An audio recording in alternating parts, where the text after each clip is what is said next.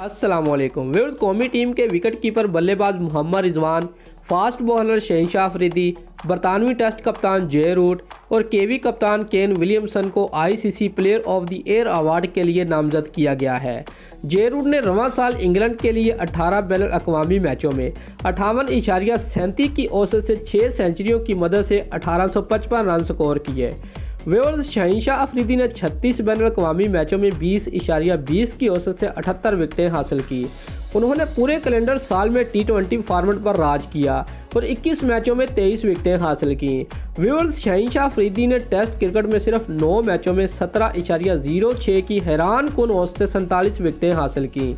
New Zealand के कप्तान Kane Williamson रवां साल 16 बैन अल-अक़वामी मैचों में 1 सेंचुरी के साथ 43.31 की औसत से 693 रन बनाए।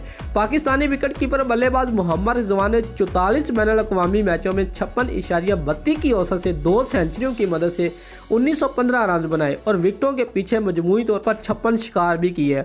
रिजवान ने टी20 फॉर्मेट में सिर्फ 29 मैचों में 1326 रन बनाए। रिजवान ने 73.66 की औसत और 134.99 की स्ट्राइक रेट से ये रन स्कोर किए हैं। दोस्तों, अगर आपको हमारी ये वीडियो अच्छी लगी है तो लाइक और कमेंट ज़रूर करें और हमारे चैनल को सब्सक्राइब करना मत भूलिए। शुक्रिया।